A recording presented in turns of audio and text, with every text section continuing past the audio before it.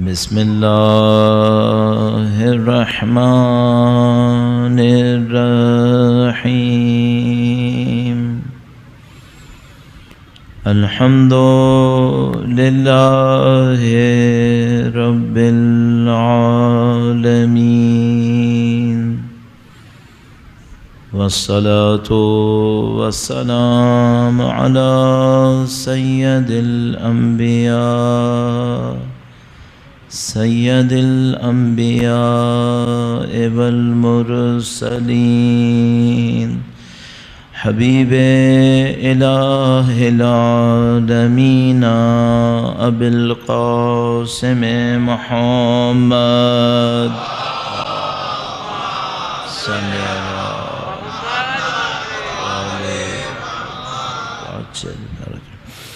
وعلى آله الطيبين الطاهرين سيما بقية الله في الأراضين.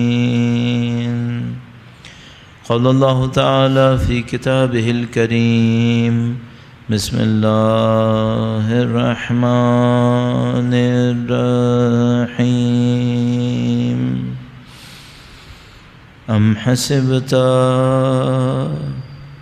أن أصحاب الكهف والرقيم كانوا من آياتنا عجبا. درود بھیجے گا محمد و آل محمد.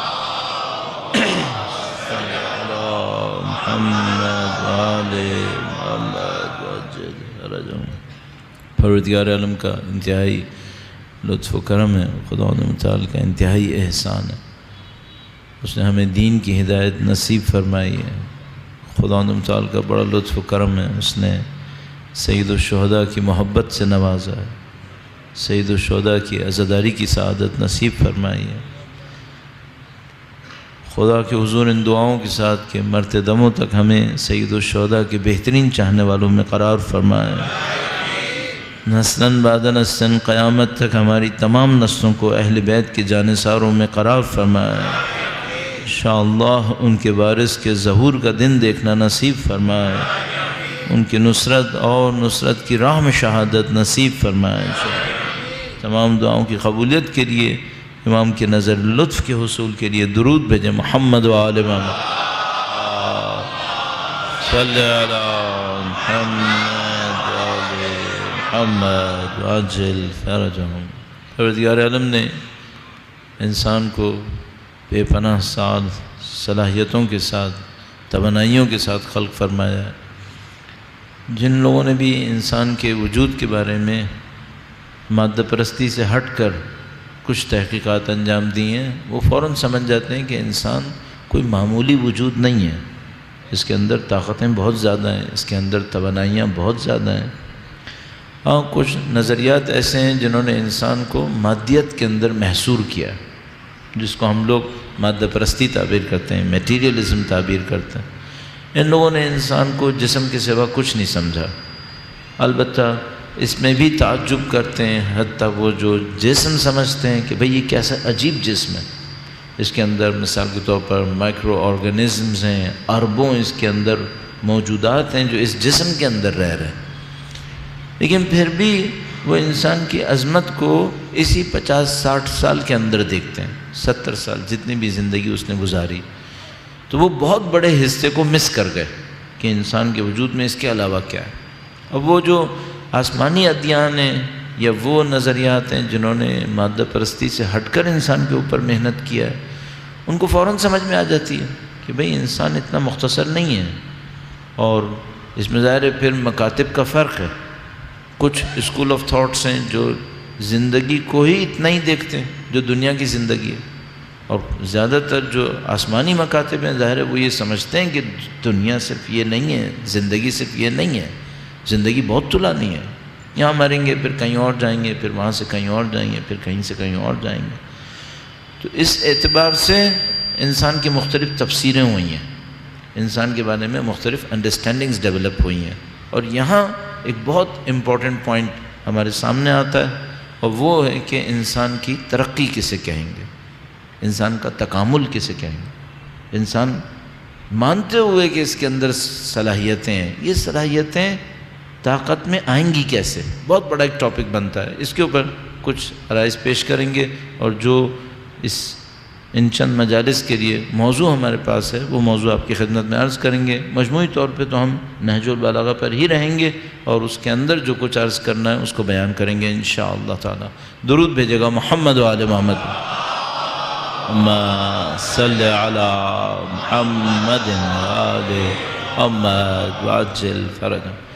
جو بنیاد میں سب کو پتہ ہے، چاہے وہ جو مادہ پرست ہے اور وہ انسان کو باڈی کے سوا، جسم کے سوا کچھ نہیں دیکھتے، چاہے وہ جو جسم کے علاوہ روح کو پہچانتے ہیں، آپ اس کی مختلف تعبیرات کر سکتے ہیں، روح کہہ سکتے ہیں، نفس کہہ سکتے ہیں، کوئی مثلا اس کو اور الفاظ میں بھی یاد کرے گا۔ بہرحال وہ جو مادے کے علاوہ جو کچھ ہے انسان کے اندر، کسی بھی اسکول آف تھاٹ کے اندر ہوں، ایک بات سب کو بتائے، وہ یہ کہ اگر آپ اس کو یوٹیلائز نہیں کریں گے تو یہ اپنی حیثیت کو حاصل نہیں کر پائے گا، چاہے وہ جسم ہو چاہے وہ روح ہو۔ تو مثال کے طور پر اگر کوئی شخص اپنی مادی طاقتوں کو بروئے کار لائے اور اس کو امپروو کرنے کی کوشش کرے تو آج کی دنیا میں کیا بن جاتا ہے؟ آج کی دنیا میں کم از کم وہ اسپورٹس مین بن جاتا ہے، ایتھلیٹکس میں چلا جاتا ہے۔ مثلا اس قسم کی طاقت کو اگر بہتر سے بہتر کرے، بہترین پہ پہنچائے تو کیا بنتا ہے؟ تو مثلا آج کی دنیا میں کہتے ہیں وہ ورلڈ چیمپئن ہو جائے گا، اولمپئن ہو جائے گا، اولمپکس کا کوئی میڈل لے لے گا، یہ ہو جائے گا زیادہ سے زیادہ۔ تو یہ دنیا کی حد ہے، دنیا کی حد اتنی ہے، اس پہ آ کے رک جاتی ہے کہ مثلا انہوں نے انٹرپریٹیشن کی کہ بھئی انسان کیا ہے؟ انسان جسم ہے، جسم کو بہتر بناؤ تو کیا بنے گا؟ جسم کو بہتر بناؤ تو وہ قدیم زمانے میں تھا جنگجو بنے گا، بس۔ آج کی جدید شکل میں جسم کو بہترین بنائے تو کیا بنے گا؟ اسپورٹس مین بنے گا۔ جنگجو میں تو جسم ویسے ہی ختم ہو گیا ہے، آپ ہیلی کاپٹر میں بیٹھے ہیں، جہاز میں بیٹھے ہیں تو آپ کے جسم کو بہت زیادہ اعلیٰ ہونا ضروری نہیں ہے، کیسا بھی ہو چلا لیں گے۔ تو جسم کو کون بہتر بناتا ہے؟ اسپورٹس مین بہتر بناتا ہے۔ البتہ جو اسپورٹس ہیں یہ بھی پرانے زمانے کی جنگوں کی چینجڈ فیگر ہیں، ابھی بھی کچھ باقی ہے۔ مثلا آپ دیکھتے ہیں بھائی تیر کمان اسپورٹس کے مقابلے میں ہے، میراتھن ہے، بھاگنے کا مقابلہ ہے۔ آج کے زمانے میں بھاگنے کی کیا ضرورت ہے؟ اس میں اگر تیز بھاگ بھی رہا ہے تو کیا ہوا؟ پہلے کے زمانے کی ضرورتیں تھیں یہ۔ تو مثلا پتھر گھما کے پھینکے گا، مثلا تیر کتنی دور پھینکے گا، نیزہ کتنی دور پھینکے گا، سوئمنگ کتنی تیز کرے گا، یہ پرانے زمانے کی ضرورتیں تھیں، چل رہی ہیں۔ پہلے جنگ میں کام آتی تھیں تو انسان کا کمال یہ تھا کہ وہ جنگجو بن جاتا تھا، اب وہ اسپورٹس کے اندر آ گئی ہیں تو اب انسان کا کمال یہ کہ اسپورٹس مین بن جاتا ہے۔ لیکن کیا ہوا پھر؟ ایک گولڈ میڈل لے لیا، اس کے بعد کیا ہونا ہے؟ اس کے بعد مر جائے گا، قبر میں گیا، نہ گولڈ میڈل ساتھ جانا ہے اور نہ وہ اس گولڈ میڈل سے اس کو کچھ ملنا ہے، پھر معاملہ ختم ہو گیا۔ یہ مادہ پرستی ہے۔ اچھا اگر کسی اور سمت میں جائیں گے تو وہ مثلا جسم سے نکلے گا، دولت میں آئے گا، شہرت میں آئے گا، طاقت میں آئے گا۔ اینڈ کیا ہوگا؟ اینڈ یہ ہوگا کہ مثلا 20-25 سال میں شہرت ملے گی، 40-42 سال شہرت کو انجوائے کرے گا، اور وہ بھی نہیں پتہ کہ انجوائے کیسے کرے گا، اس کی بھی داستانیں ہم سب کو تقریباً پتہ ہیں کہ کیا ہوتا ہے۔ اینڈ میں جا کر اگر امریکہ میں ہوا تو وہ کسی ڈرگز کی اوور ڈوز میں آ کے مر جائے گا۔ زیادہ تر تو وہاں یہی ہوتا ہے، جو مشہور لوگ ہوتے ہیں ان کے ساتھ یہی ہو جاتا ہے۔ اسلام اور یہ جو ادیان ہیں وہ انسان کو اتنا چھوٹا نہیں دیکھتے، اتنا حقیر نہیں دیکھتے کہ انسان کی معراج یہ ہو کہ وہ مثلا نعوذ باللہ آج کی دنیا کے مطابق نشہ اچھا کر لے۔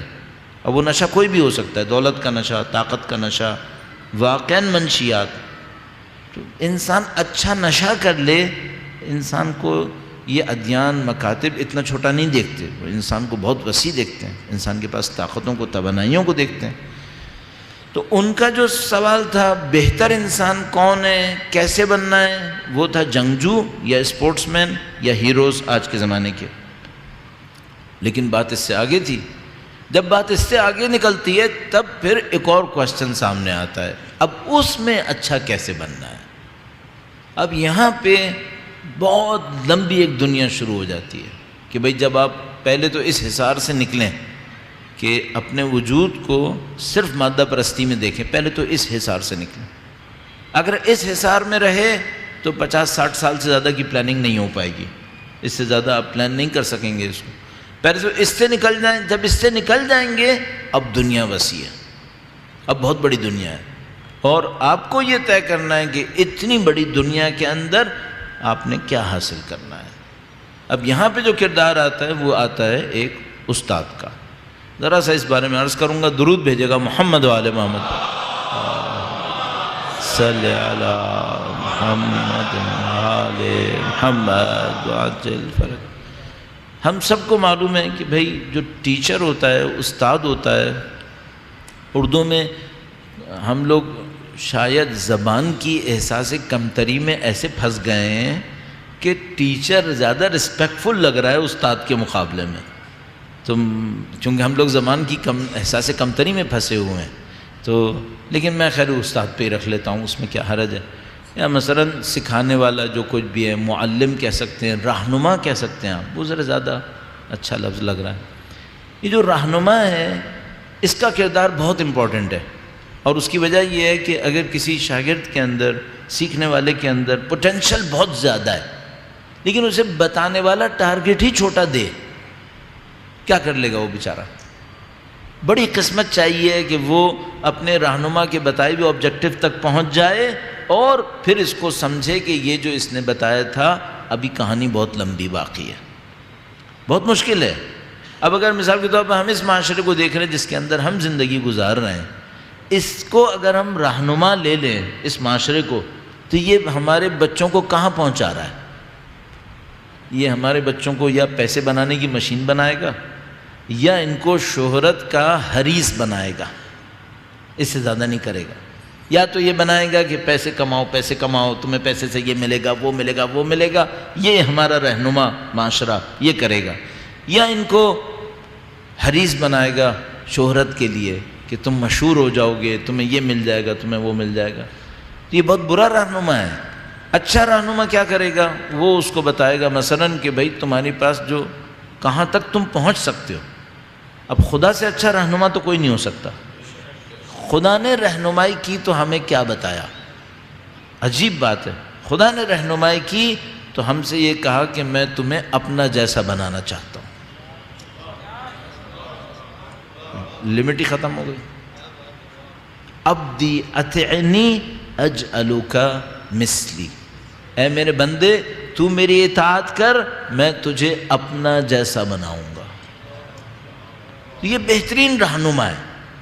یہ وہ رہنما ہے جو اپنے سیکھنے والے کو یہ کہتا ہے کہ تمہاری کوئی لمٹ نہیں ہے، کوئی تمہاری لمٹ نہیں ہے، تم صرف ترقی کرو، ترقی کرو، اتنی ترقی کرو کہ تم اور میں ایک جیسے. ایک فرق کے ساتھ ظاہر ہے، وہ یہ کہ وہ خالق ہوگا اور یہ ہمیشہ مخلوق رہے گا.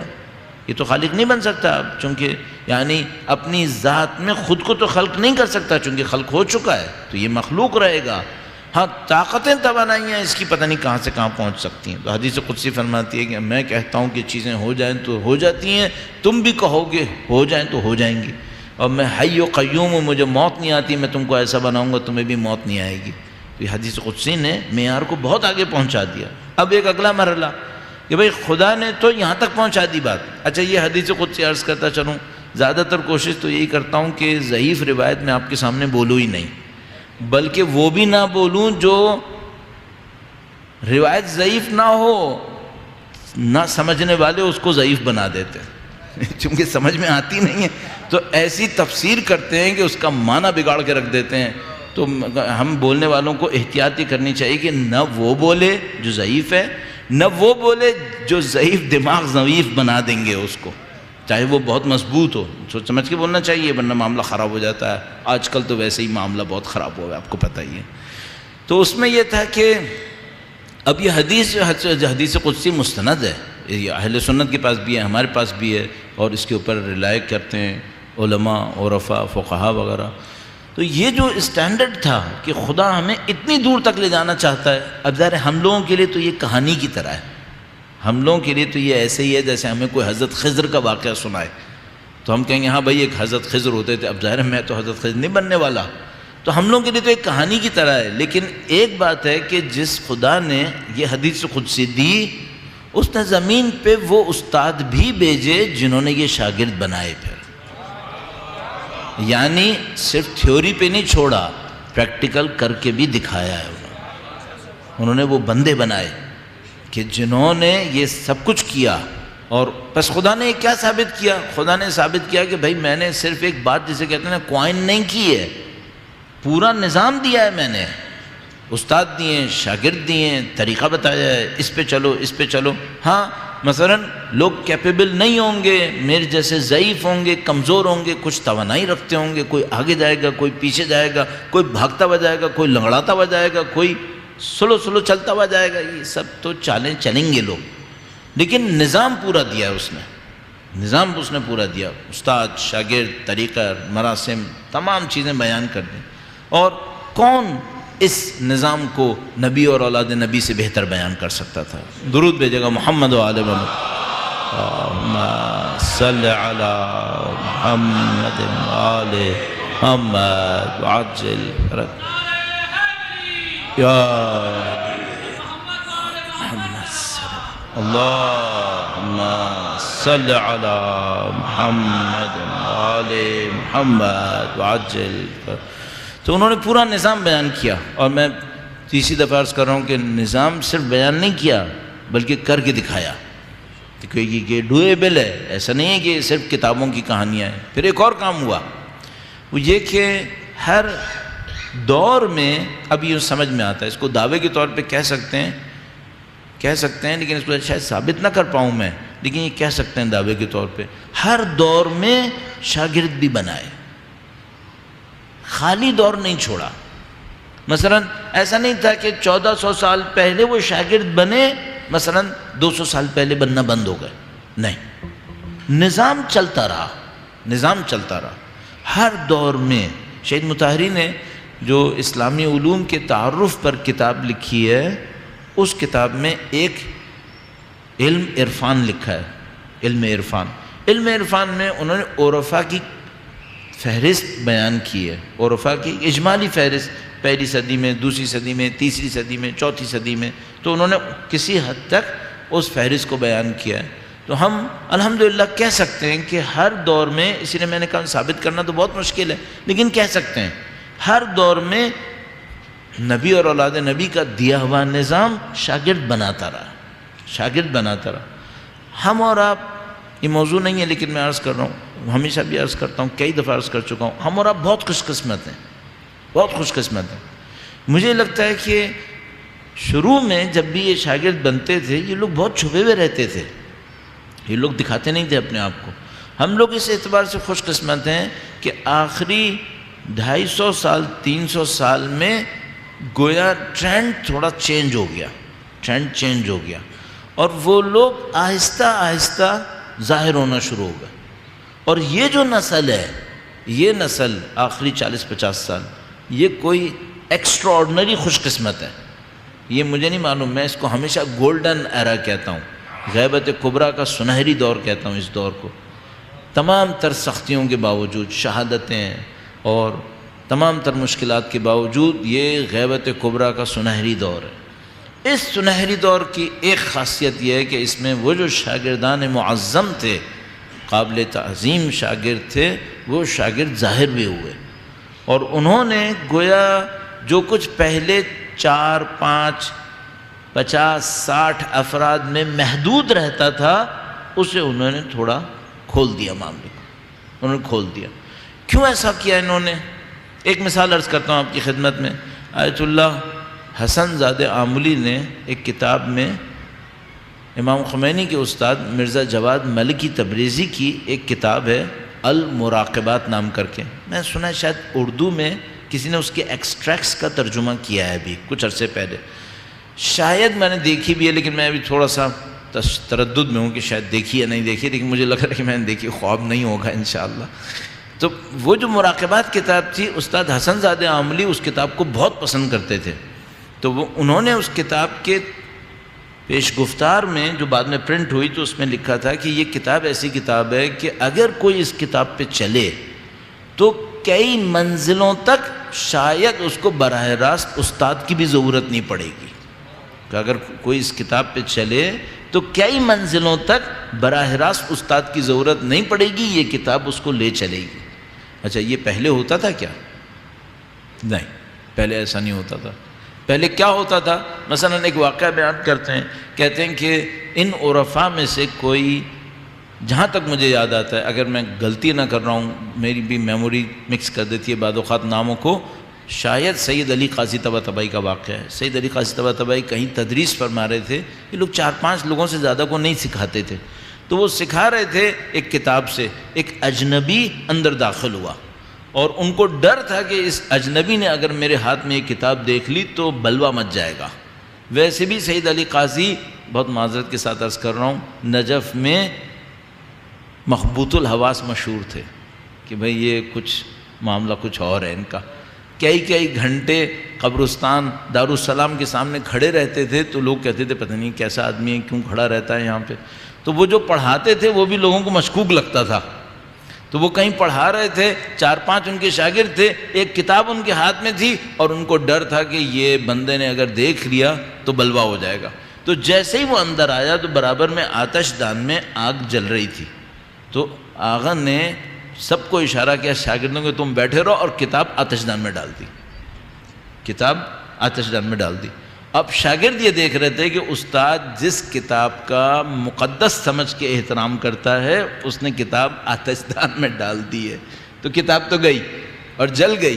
تو وہ بیٹھے، وہ اب شاگرد سارے اندر کسمسا رہے تھے کہ یہ کیا ہو گیا، اب اس کتاب کا کیا ہوگا، یہ تو جل گئی۔ اور استاد نے کہا کہ سب کو اشارہ کیا کہ تم لوگ خاموش بیٹھے رہو۔ وہ آئے، جو کوئی بھی آیا اس نے بات کی، وہ چلا گیا۔ جب چلا گیا تو استاد نے آتش دان میں سے کتاب کو صحیح سالم دوبارہ نکال لیا واپس۔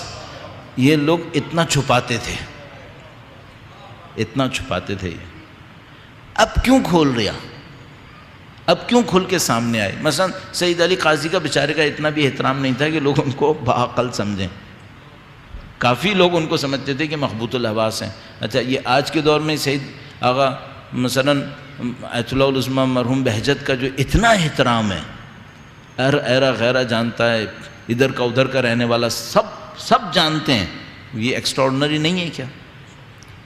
250-300 سال میں تو ان کے اساتذہ کو لوگ نہیں جانتے تھے، یہ تو چھپا کے کام کرتے تھے، سب کے سب خاموش رہنے والے تھے۔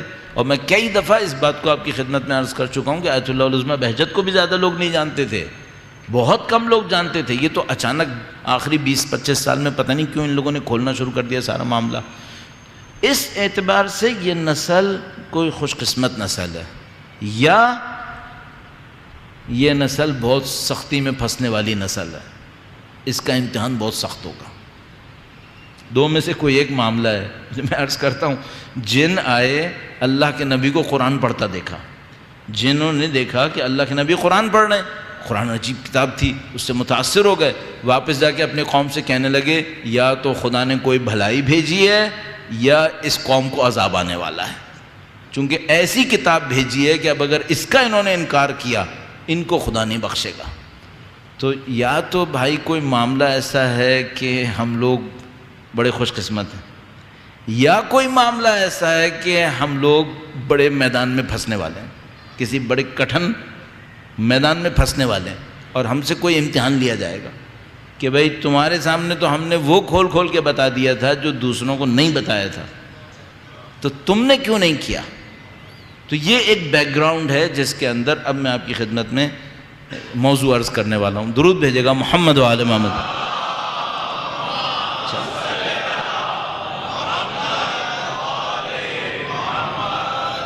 اجل فرج اللہ اکبر یا رسول اللہ یا اللہم صلی علی محمد محمد عجل فرج۔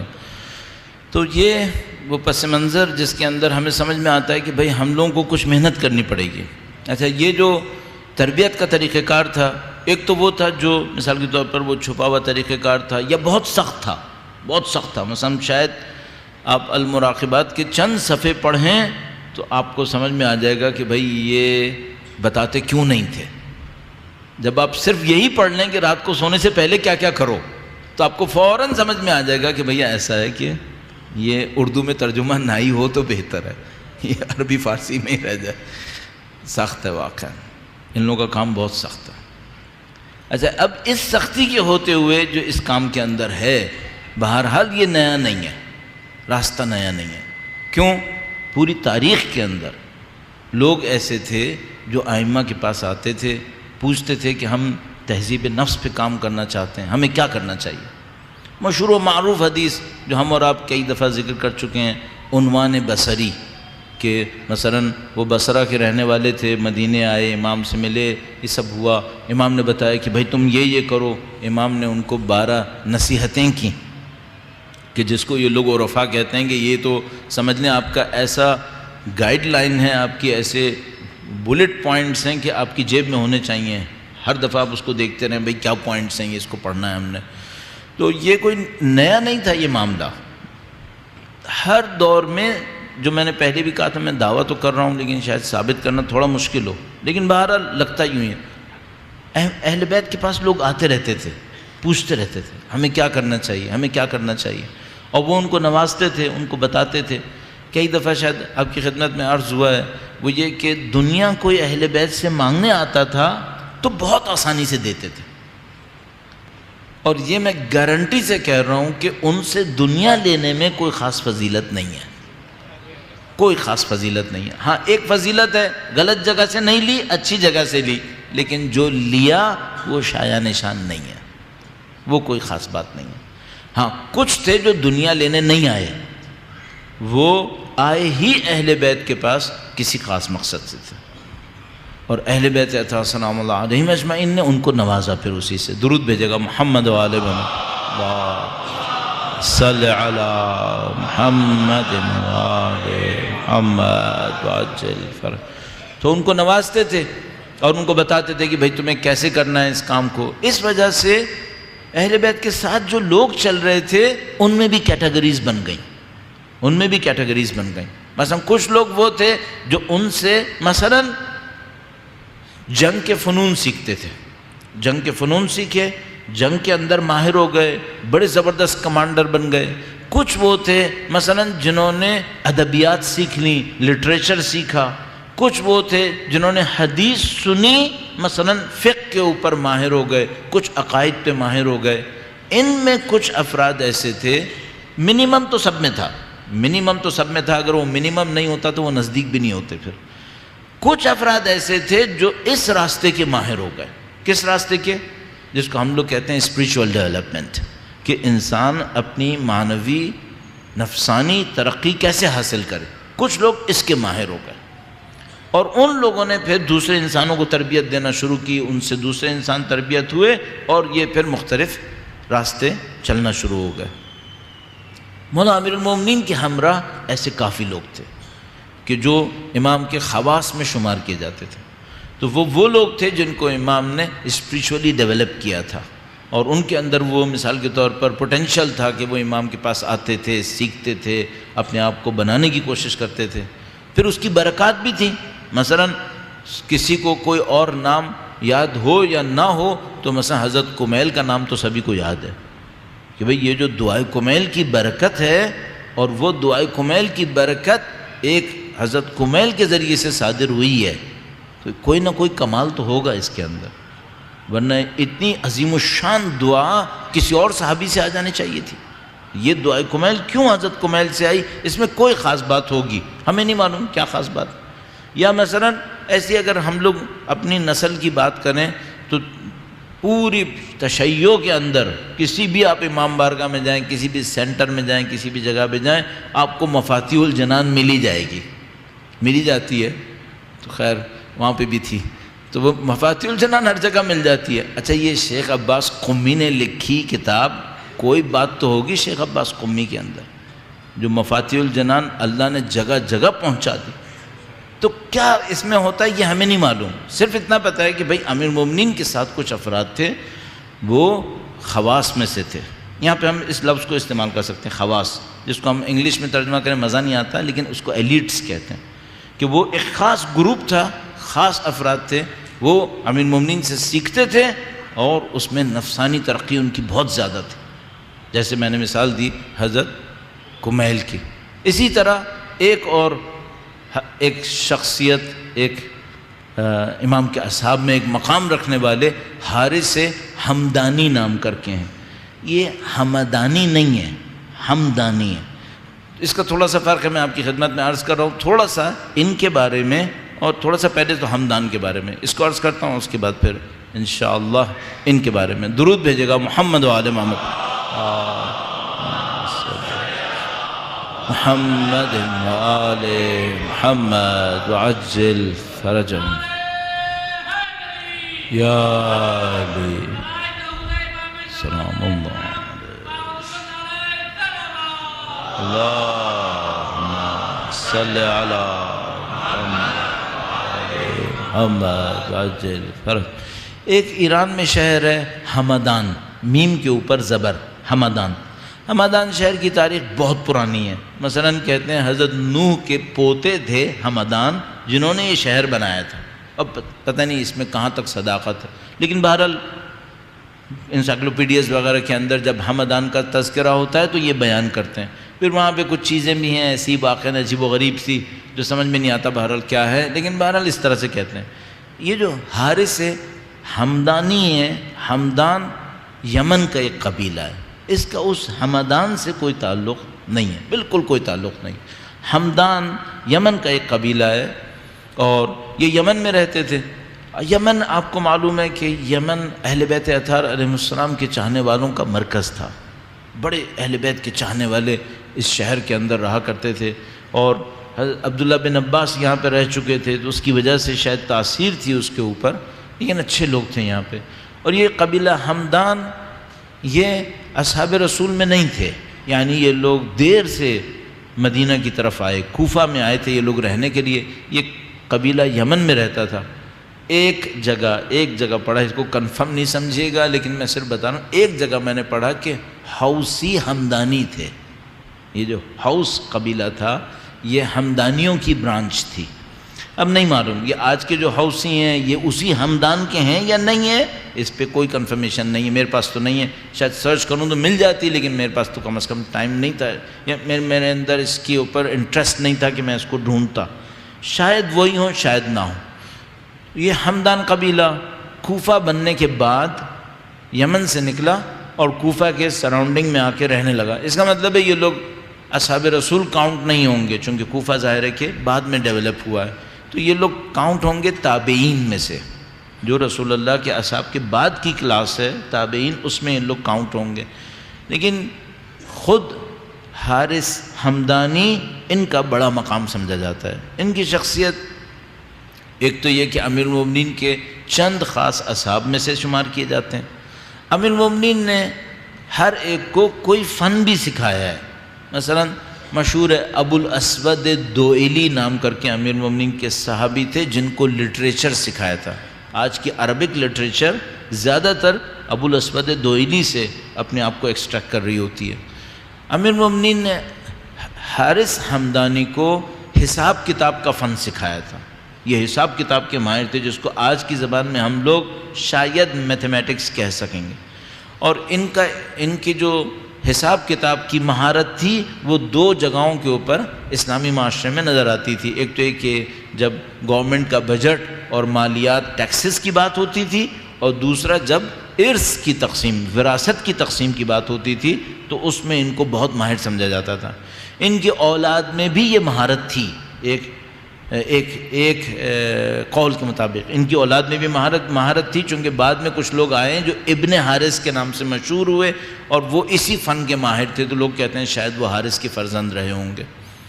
حارث ہمدانی کی ایک تو یہ خاصیت تھی، دوسری خاصیت جو ظاہر ہے کہ بہت امپورٹنٹ تھی، اس سے زیادہ امپورٹنٹ وہ یہ کہ امام کے عاشق تھے، انتہائی عاشق۔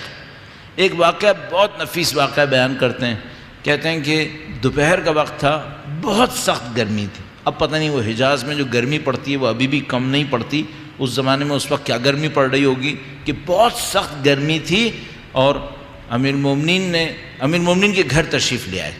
حارث ہمدانی دوپہر کے وقت میں، سخت گرمی کے وقت میں جب لوگ گھر سے باہر نہیں نکلتے، وہ امیر المومنین کے گھر پر آئے۔ امیر المومنین نے پوچھا کہ تم یہاں کیوں آئے ہو؟ اب پوچھا کہ کیوں آئے ہو تو کہا کہ نہ میں کچھ لینے آیا ہوں، یعنی کوئی وجہ نہیں ہے جس میں میری مثلاً کوئی ضرورت ہے جس کو میں پورا کرنے کے لیے آیا ہوں، صرف آپ کی محبت مجھے کھینچ کے لائی ہے، آپ کا دیدار مجھے کھینچ کے لایا ہے۔ اچھا ظاہر ہے کہ یہ دو شہر میں رہنے والے نہیں ہیں کہ مثلاً بچھڑے ہوئے مہینوں گزرے ہوں گے، ہفتوں گزرے ہوں گے، نہیں، صبح کو شاید دیکھا ہوگا مسجد کے اندر، لیکن پتہ نہیں ان کے اندر کیا طلب اٹھی کہ وہ دوپہر کے وقت میں امیر المومنین کے گھر پر آئے۔ کہا میں کسی وجہ سے نہیں آیا ہوں، صرف آپ کو دیکھنے کے لیے آیا ہوں، آپ کی زیارت کرنا چاہتا تھا۔ امیر المومنین نے اس موقع کے اوپر ایک روایت ارشاد فرمائی، بہت تاریخی روایت۔ امیر المومنین نے فرمایا کہ اگر تم صرف اس محبت میں میرے پاس آئے ہو کہ مجھے دیکھنا چاہتے ہو تو میں 3 جگہوں پہ تمہارے پاس آؤں گا، 3 جگہوں پہ میں تمہارے پاس آؤں گا۔ ایک اس وقت جب تمہاری سانسیں حنجرے پہ پہنچی ہوئی ہوں گی، جب تم لب مرگ ہوگے میں تمہارے پاس آؤں گا۔ فرمایا ایک اس وقت آؤں گا جب تم محشر صراط پر ہوگے، جب تم پورے صراط پہ چلنے لگو گے میں اس وقت آؤں گا تمہارے پاس۔ اور کہا ایک اس وقت آؤں گا جب حوض پہ پہنچنے والے ہوگے، میں اس وقت تمہارے پاس آؤں گا۔ اگر تم میری محبت میں آئے ہو میں تمہاری محبت میں اتنا آؤں گا۔ اللہ کہاں حارث ہمدانی، کہاں ہم، کہ وہ فضل کرنے والے ہیں، وہ بخشنے والے ہیں، وہ نوازنے والے ہیں۔ انشاءاللہ دعا کی قبولیت کے لیے درود بھیجیں محمد و آل محمد، اللہ محمد و آل محمد وعجل فرج۔ اچھا یہ جو جملہ امام نے ارشاد فرمایا، یہ جو مکالمہ ہوا، یہ آپ خود احساس کر رہے ہیں نا، یہ عام محبت نہیں ہے یہاں پر، حارث ہمدانی کے اندر یہ کیفیت ہے۔ اور یہ جو امام نے بھی جملہ فرمایا میں اس طرح سے آؤں گا، یہ امام کیا ہر آدمی کو کہیں گے یہ جملہ؟ ہر آدمی کو یہ راز بتائیں گے کہ ایسا ہونے والا ہے؟ بہت سارے لوگ نااہل ہیں، وہ اس کو سن ہی نہیں سکتے، سمجھ ہی نہیں سکتے۔ اور یہ بھی میں آپ کی خدمت میں عرض کروں کہ بعض لوگوں نے یہ کہا ہے کہ شاید ہم سے ایک غلطی ہو گئی، وہ یہ کہ ہم نے اہل بیت کے بعض راز نااہلوں کو بتا دیے۔ یہ جو بعض کہتے ہیں علماء کہ یہ جو معاشرے کے اندر خرابی آئی ہے، ایک وجہ کیا تھی؟ ہم نے راز سنبھالے نہیں، جو ہمیں راز سنبھال لینے چاہیے تھے وہ ہم نے نااہلوں کو بتا دیے۔ ان نااہلوں کو پتہ چلے تو وہ کیپیسٹی نہیں تھی ان کے اندر، نہیں سنبھال سکے وہ لوگ، اور انہوں نے کچھ نہ کچھ ریاکشن دے دیا، کسی نے کچھ ریاکشن دیا، اور وہ نہیں ہوا جو ہونا چاہیے تھا۔ تو ایک بات یہ کہتے ہیں، تو بہرحال یہ جملہ عام جملہ نہیں ہے، امام ہر ایک سے نہیں کہیں گے۔ یا مثال کے طور پر ایک موقع کے اوپر حارث ہمدانی آئے امام کے سامنے اور امام نے ان سے ایک جملہ کہا۔ اب یہ دیکھیں، یہ اورینٹیشن سکھا رہی ہے، بتا رہی ہے اورینٹیشن کیا ہے۔ امام نے ان کو دیکھا اور کہا کہ اس طرح سے فرمائیں کہ اے حارث، بعد میں کمیت اسدی بہت بڑے شاعر تھے اہل بیت کے چاہنے والوں میں، انہوں نے امام کا یہ فرمان شعر میں بنا دیا، تو وہ ڈاکومنٹڈ ہو گیا اور شعر بڑا مشہور ہو گیا۔ اور امام نے فرمایا اے حارث، کوئی مرنے والا مجھے دیکھے بغیر نہیں مرے گا، کوئی مرنے والا مجھے دیکھے بغیر نہیں مرے گا۔ چاہنے والا ہوگا تو میرا دیدار اسے سکون دے گا، دشمن ہوگا تو میرا دیدار عذاب دے گا۔ کوئی مرنے والا مجھے دیکھے بغیر نہیں مرے۔ مولا سب کو اچھی خوبصورت پاکیزہ زیارت نصیب فرمائے۔ ایک بار پھر درود بھیجے گا محمد و آل محمد، محمد۔ آپ دیکھ رہے ہیں کہ ان کی شخصیت کیسی ہے۔ ایک معنی میں جس کو ہم لوگ کہتے ہیں عوامی لہجے میں ہم لوگ کہتے ہیں پراسرار شخصیت۔ امام ان سے موت کی باتیں کر رہے ہیں، امام یہ بتا رہے ہیں یہ ہوگا یہ ہوگا، امام ہر ایک سے یہ باتیں نہیں کہتے تھے۔ تو ایسی ایک شخصیت کو امام نے ایک خط لکھا ہے، حارث ہمدانی کو امام نے ایک خط لکھا ہے۔ یہ خط نہج البلاغہ میں 69 نمبر پر ہے، 69 پر، مفتی جعفر حسین صاحب اعلی اللہ مقامہ کی ترتیب میں. اور جہاں تک آج میں سرچ کر رہا تھا، تقریباً جو مجھے ابھی تک احساس ہوا اکثر لوگوں کی ترتیب میں وہ 69 بنتا ہے. 68واں خط عبداللہ بن عباس کے نام پر ہے، وہ بھی اخلاقی نصیحتیں، میں آپ کی خدمت میں اسے دن میں 1-2 دن میں عرض کر دوں گا، شاید کل ہی عرض کر دوں. اور 69 جو لیٹر ہے مکتوب ہے وہ حارث حمدانی کے نام پر ہے. نہج البلاغہ میں کم از کم اس خط کے اطراف میں بیک گراؤنڈ نہیں لکھا کہ حارث حمدانی کو یہ خط کیوں لکھا. جہاں تک میں دیکھ پایا، البتہ میں کل اور ڈھونڈوں گا اس کو، شاید مجھے اس لیٹر کا کوئی بیک گراؤنڈ مل جائے، لیکن ابھی تک مجھے کوئی خاص بیک گراؤنڈ نہیں ملا سوائے خود ان کی شخصیت کے. خود ان کی شخصیت ایک بیک گراؤنڈ ہے کہ مثلا اس قسم کی نفیس پاکیزہ پراسرار شخصیت ہے تو یہ خط کیوں دیا ہوگا. ظاہر ہے یہ خط جو ہے وہ ٹیکس کے بارے میں نہیں ہے، یہ خط دشمن سے لڑنے کے بارے میں نہیں ہے، یہ خط اخلاقی نصیحتیں ہیں. تو یوں سمجھ میں آتا ہے کہ مثلا کسی موقع پر مثلا حضرت حارث نے یہ کہا ہوگا کہ مثلا مجھے تربیت کے لیے کچھ تحریر فرما کے دیں، کچھ ڈاکومنٹ کر دیں، اور امام نے یہ خط ارشاد فرمایا. ایک بات اور ہے جو کافی لوگوں نے اس کو ذکر کیا ہے کہ شاید یہ خط دور خلافت کا نہیں ہے، شاید یہ خط دور خلافت سے پہلے کا ہے. اس کا مطلب پھر سمجھ میں آتا ہے کہ یہ معاملہ تربیتی ہے، یہ معاملہ حکومتی نہیں ہے. اچھا، اس کا مضمون میں حکومت کا کوئی ذکر بھی نہیں ہے، حکومتی خط نہیں ہے یہ جو کبھی کسی والی کو لکھتے ہیں، مثلا کسی کمانڈر کو لکھتے ہیں، ویسا کوئی خط نہیں ہے یہ. تو یہ خط بظاہر یہی لگ رہا ہے کہ ایک تربیتی خط ہے. جیسے کہ مثلا میں نے عرض کیا عنوان بصری کو مولانا نے ارشاد فرمایا کہ بھئی تم کیا کرو، تو امام نے حارث حمدانی کو یہ خط لکھا ہے، اور یہ خط 69 نمبر ہمارے پاس موجود ہے. اس کو انشاءاللہ ہم کوشش کریں گے کہ جتنا بھی ٹوٹا پھوٹا ہم سے ممکن ہے اس کو ہم اگلی مجالس میں بیان کرنے کی کوشش کریں گے انشاءاللہ تعالی. دعا کیجئے کہ انشاءاللہ خدا کامیابی نصیب فرمائے. درود بھیجے گا محمد و آل محمد. اللہم صلی علی محمد و آل محمد وعجل فرج. اب یہاں ایک مشکل ہے ہم لوگوں کے ساتھ، یا کہ یہ میرے ساتھ ایک مشکل ہے. ہم لوگوں کے ساتھ ایک مشکل یہ بنتی ہے کہ بعض نصیحتیں ایسی ہیں دیکھنے میں سادہ ہیں، ہم ان کی گہرائی تک نہیں پہنچ پاتے، تو بعض اوقات سمجھ میں نہیں آتا کہ اس نصیحت میں ڈیپتھ کیا ہے، اس نصیحت میں خاص بات، میں اپنی دانش میں کہہ رہا ہوں عوامی الفاظ میں، خاص بات کیا ہے. آپ کوشش کیجئے کہ آج رات اس کو کہیں نہ کہیں اپنی نظروں سے گزار لیں. سب کے پاس موبائل ایپس ہیں، اس میں دیکھ لیجئے، گھروں میں نہج و بلاغہ موجود ہے، 2 صفحے کا مشکل سے یہ خط ہے، تو اس کو آپ ملاحظہ فرمائیے گا، مکتوب نمبر 69.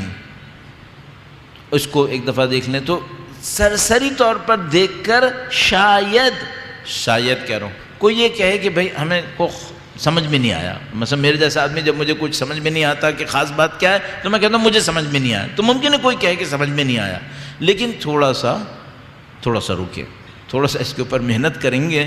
جب محنت کریں گے تو شاید کچھ پوائنٹس ہمیں سمجھ میں آنا شروع ہوں گے انشاءاللہ تعالی. مثلا میں صرف پہلا جملہ عرض کرتا ہوں اور اس کے اوپر تھوڑے سے عرائض عرض کرتے ہیں. درود بھیجے گا محمد و آل محمد. صلی علی محمد و آل محمد وعجل فرج. ایک بار پھر درود بھیجے گا محمد و آل محمد.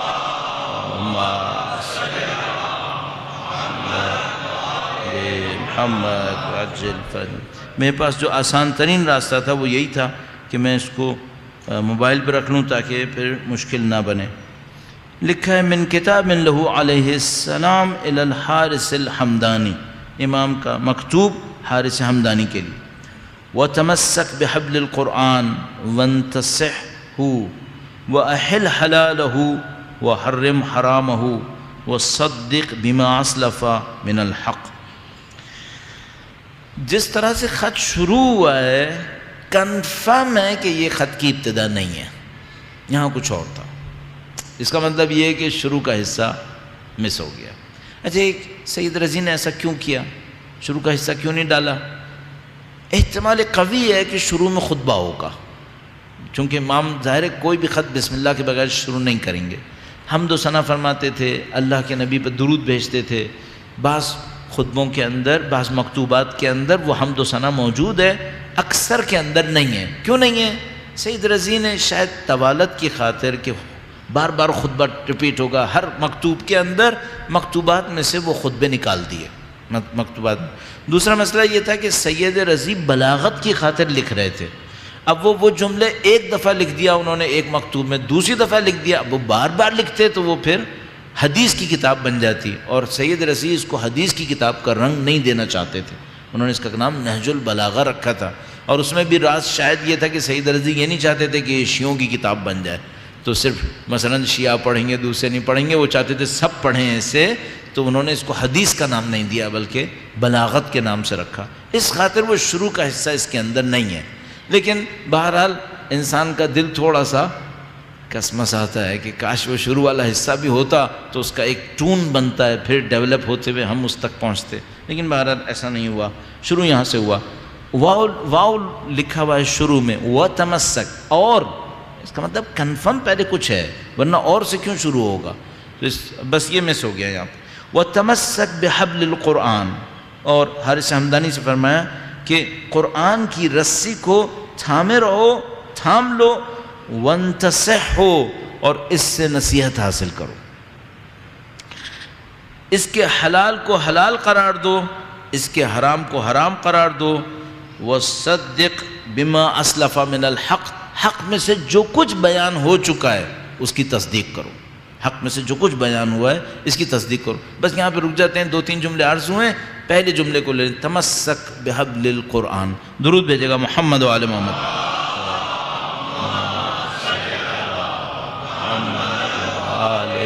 محمد وعجل فرج موجودہ علماء جو اس بیانات کی تشریح کرتے ہیں ان میں ایک مشہور نام آیت اللہ جوادی عاملی کا ہے۔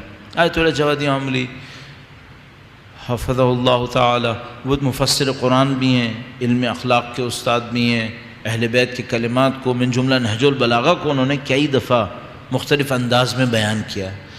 تمسک بحبل القرآن پر بہت خوبصورت انہوں نے ایک بیان ارشاد فرمایا، اور انہوں نے کہا کہ انہوں نے سورہ قدر سے استفادہ کیا، سورہ قدر سے لے کر تشریف لائے، اس میں کہا کہ امام نے فرمایا کہ قرآن کی رسی کو تھام لو، قرآن کی رسی کو تھام لو۔ اچھا، بہت خوبصورت ایک تعبیر آیت اللہ نے استعمال کی، انہوں نے کہا کہ جب خدا نے قرآن نازل کیا، معذرت کے ساتھ ذرا سا سخت لفظ انہوں نے استعمال کیا، میں اس کو استعمال کر رہا ہوں، تو خدا نے نازل کیا یا گرا دیا؟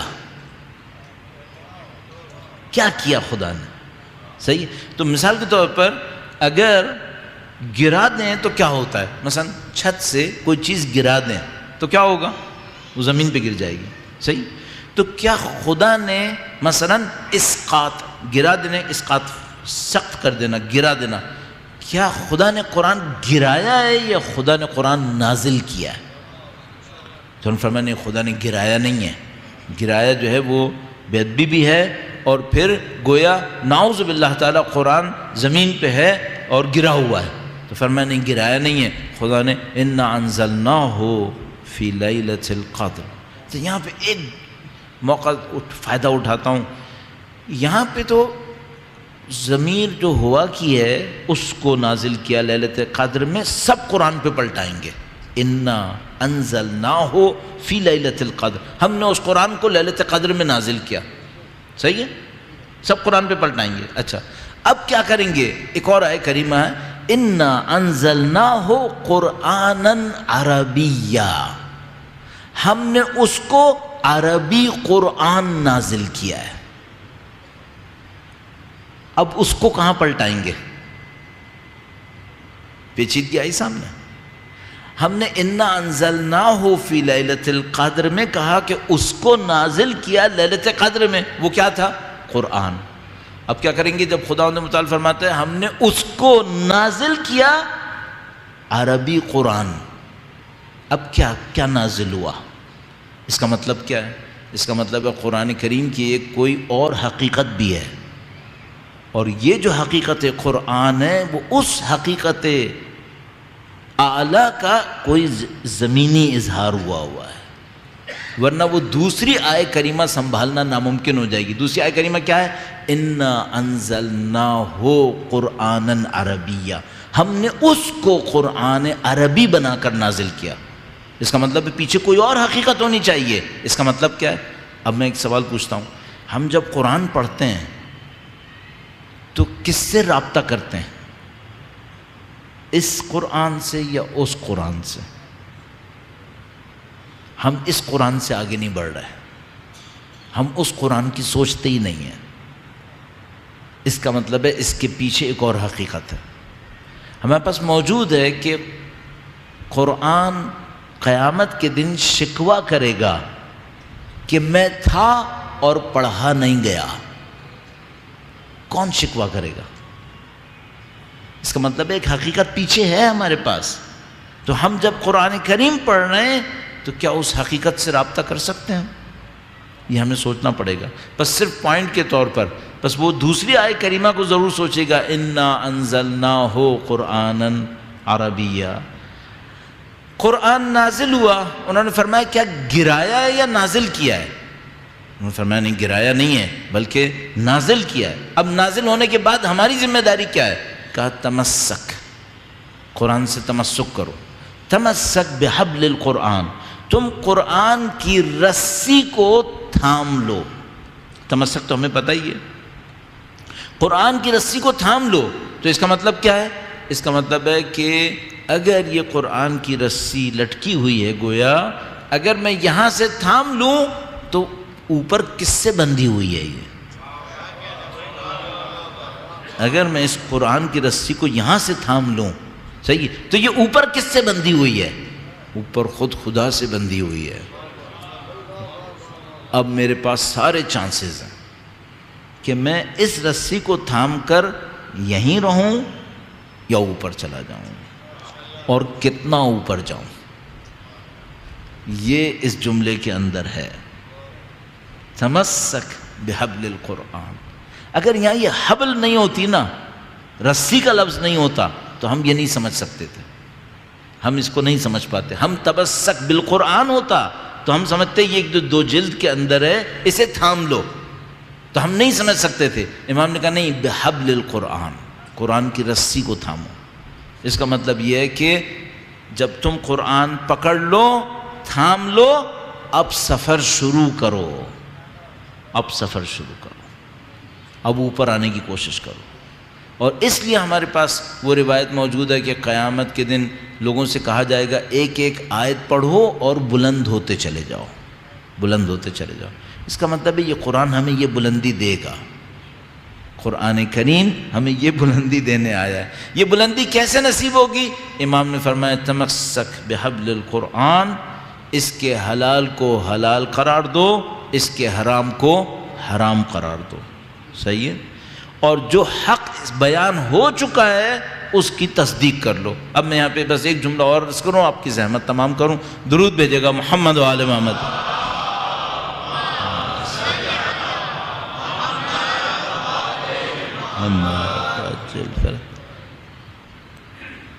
کیا حارث ہمدانی قرآن کے حلال کو کچھ اور کہہ سکتے تھے؟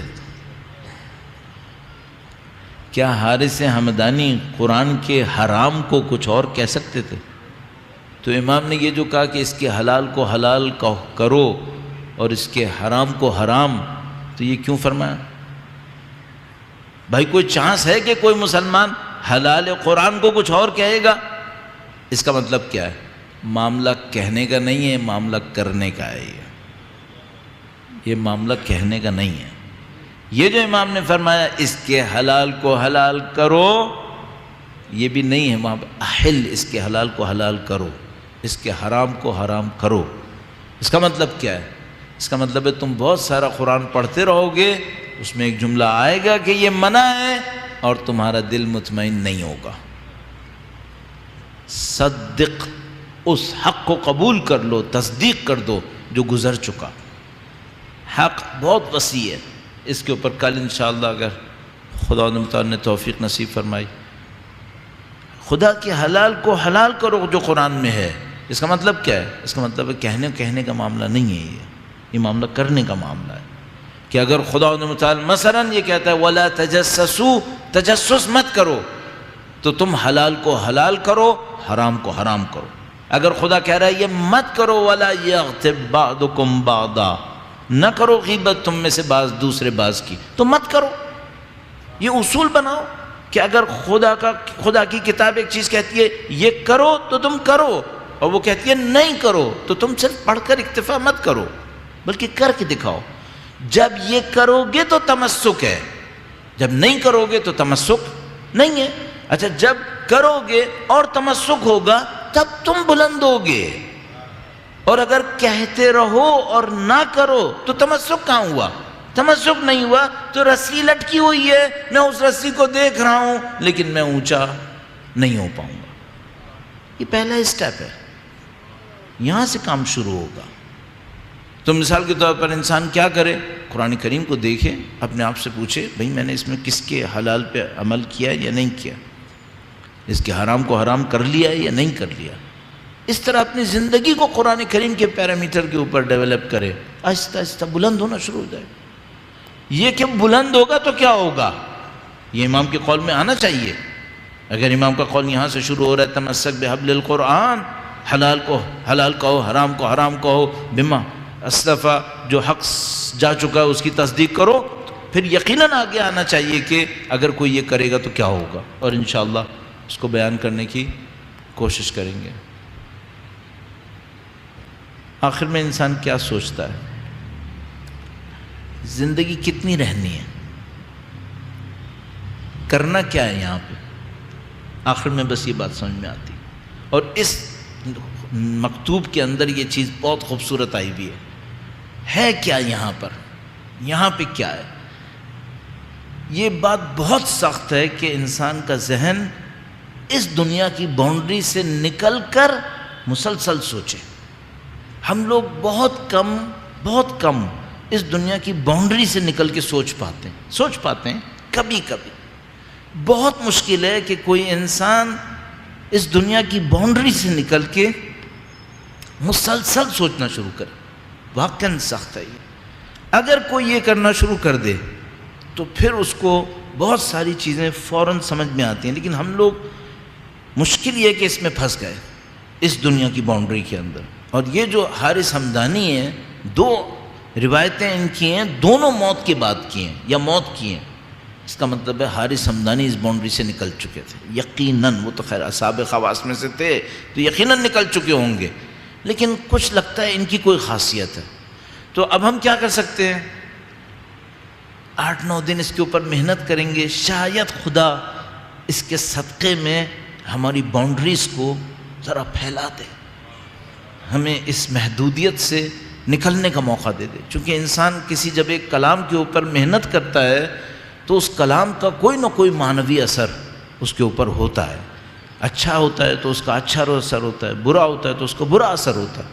ہم اس کلام کو پڑھنے کی طرف جائیں گے جو مولا امیر المومنین جیسے نے حارث ہمدانی جیسے کو کہا ہے، تو اس کی یقیناً ایک نورانیت ہوگی، اور اس نورانیت کو ہم محظوظ ہو سکتے ہیں اس نورانیت سے اگر ہم اگلے دنوں میں اس کے اوپر محنت کریں۔ تو میں آپ سے بھی کہوں گا دعا کریں کہ میں بھی محنت کر سکوں اور ہم سب مل کر اس کے اوپر محنت کریں۔ اللہ نے اجتماع کے اندر بہت برکت رکھی ہے، اجتماعی کاموں کے اندر خدا نے بڑی برکت رکھی ہے۔ تو یہ نہیں ہو سکتا کہ آپ تو چاہیں اور آپ کی دعا مجھے نہ گھسیٹے۔ اگر آپ نے چاہا تو خدا مجھ جیسے کم ظرف اور نکمے سے بھی یہ کام کروا لے گا، لیکن آپ کو چاہنا پڑے گا، آپ کو چاہنا پڑے گا۔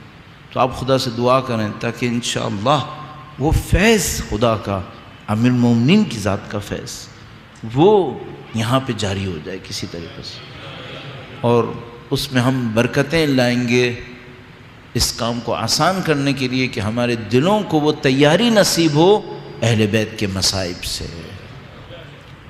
یہ جو مصائب ہیں یہ واقعاً معرکہ ہونا چاہیے کہ یہ انسان کے دل کو اس قساوت سے نکال کر محبت کی طرف لے کے جاتے ہیں۔ انسان محبت کے بغیر نہیں رو سکتا، قسی القلب انسان نہیں روتا ہے۔ جس دل کے اندر بہرحال کوئی محبت ہوگی، کوئی جذبہ ہوگا، وہی آنسو بہائے گا، ورنہ کوئی کیوں آنسو بہائے گا؟ آپ پتھروں کو دیکھ کے آنسو نہیں بہائیں گے، آپ عمارتوں کو دیکھ کے آنسو نہیں بہائیں گے، لیکن خداوند متعال نے آپ کے اور ہمارے دلوں کے اندر بہرحال محبت قرار دی ہے، اہل بیت اطہار کے لیے، ان کے مصائب کے لیے۔ لہذا میں عرض کرتا ہوں اس کو، اپنے لیے بھی آپ کے لیے بھی عرض کر رہا ہوں کہ آپ کبھی کبھی مجلسوں میں روتے ہیں، لیکن کبھی ایسا بھی ہوتا ہے انسان تنہائی میں بھی رو لیتا ہے۔ یہ عین محبت ہوگی، اس کے بغیر انسان نہیں رو سکتا، تنہائی میں نہیں رو سکتا۔ مجلس میں شاید ماحول کی وجہ سے رو لے، لیکن اگر کوئی مثلاً سید الشہداء کی یتیمہ بچی کی پیاس یاد کر کے تنہائی میں رو رہا ہے، اس کا مطلب ہے کہ یہ سچی محبت میں رو رہا ہے، ورنہ نہیں رو سکتا تھا۔ اس کے دل میں محبت بھی ہے، سچی محبت ہے۔ عزیزوں، میں معمولاً کوشش کرتا ہوں بی بی کی ذات گرامی سے تبرک حاصل کرنے کے لیے جہاں کہیں عشرہ مجلس پڑھوں، پہلے دن مصائب بی بی سیدہ طاہرہ سلام اللہ علیہا کے پڑھنے کی کوشش کرتا ہوں۔ بعض اوقات مناسبت بھی نہیں ہوتی، لیکن میں یہ سوچتا ہوں کہ وہ بی بی ام الائمہ ہیں جن کے در اقدس پہ تمام ائمہ نے آنسو بہائے ہیں، ان کا ذکر شاید ہم لوگوں کے لیے یقیناً برکت کا سبب ہے۔ ہماری ظرف میں طاقت کتنی ہوگی، اور کون ہوگا جو ان بی بی کے مصائب پہ نہیں روئے گا؟ وہ عظیم الشان ہستی ہیں کہ جب تشریف لاتی تھیں تو اللہ کے نبی کھڑے ہو جایا کرتے تھے، ان کا احترام کیا کرتے تھے، اور سیدہ طاہرہ کو دیکھ کر فرماتے تھے مجھے فاطمہ میں سے جنت کی خوشبو آتی ہے۔ وہ احترام فرمایا جو کسی کا نہیں فرمایا۔ وفات گرامی سے پہلے 6 مہینے تک سیدہ طاہرہ کے سلام اللہ علیہا کے گھر پہ کھڑے ہو کر فرماتے تھے السلام علیکم یا اہل بیت النبوہ ومعدن الرسالہ۔ اور نبی کیوں ارشاد فرما رہے تھے؟ تاکہ مدینے کے بچے کو پتہ چل جائے کہ یہ دروازہ جلانے کا نہیں ہے، یہ دروازہ احترام کرنے کی جگہ ہے۔ کبھی فرماتے تھے کہ جبرائیل بھی آتے ہیں تو اجازت لے کر آتے ہیں، تو یہ قوم کو بتانے کے لیے تھا کہ تم لوگ دھکے دے کر اس دروازے میں داخل مت ہونا۔ اور عزیزو، ایک روایت بس اور عرض کروں اگر آپ کی خدمت میں، ایک موقع پر ایک آدمی مولا چھٹے امام کی خدمت میں حاضر ہوتا ہے اور کہتا ہے کہ خدا نے مجھے صاحبزادی سے نوازا ہے، بچی سے نوازا ہے، میرے گھر میں بچی کی ولادت ہوئی ہے۔ امام فرماتے ہیں کہ تم نے اس کا نام کیا رکھا ہے؟ کہتا ہے کہ میں نے اس کا نام فاطمہ رکھا ہے۔ امام گریہ فرماتے ہیں، اتنا گریہ فرماتے ہیں کہ راوی کہتا ہے ان کی آنکھوں سے آنسو جاری ہوتے ہیں۔ پھر ایک جملہ ارشاد فرماتے ہیں بی بی سیدہ کے چاہنے والوں کے لیے، فرماتے ہیں اگر تم نے نام فاطمہ رکھا ہے تو اس بچی کو کبھی تھپڑ نہیں مارنا۔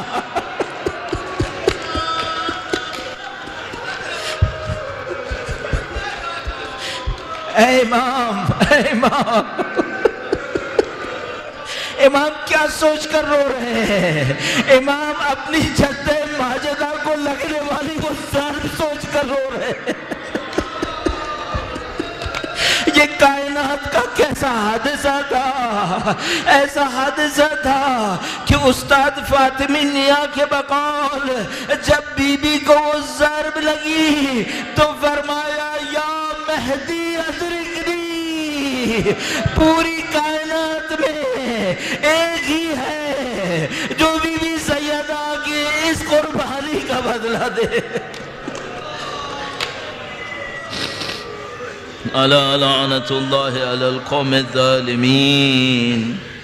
وَسَيَعْلَمُ الَّذِينَ ظَلَمُوا أَيَّ مُنْقَلِبٍ يَنْقَلِبُونَ۔ پروردگارہ تجھے واسطہ نبی اور اولاد نبی کا، ان کے مصائب کا اس قلیل کو اپنی بارگاہ میں قبول فرما۔ اے پاک پروردگار ان کی نورانیت سے ہمارے قلوب کو منور فرما۔ اے خدایا جتنے بھی قید و بند ہمارے اندر ہے معنوی پرواز کے لیے، معنوی تکامل کے لیے، خدا تمام رکاوٹوں کو بندوں کو ہم سے دور فرما۔ اے خدایا سید و سردار مولا اور آقا امام آخر الزماں کے ظہور میں تعجیل فرما۔ ہمیں ہماری نسلوں کو ان کے جانثاروں میں قرار فرما۔ خدایا پاکیزہ موت نصیب فرما، شہادت کی موت نصیب فرما۔ سید الشہداء مولا امیر المومنین کی رخ انور کی زیارت نصیب فرما۔ ربنا تقبل منا انک انت السمیع العلیم بجاہ محمد و آلہ الطاہرین۔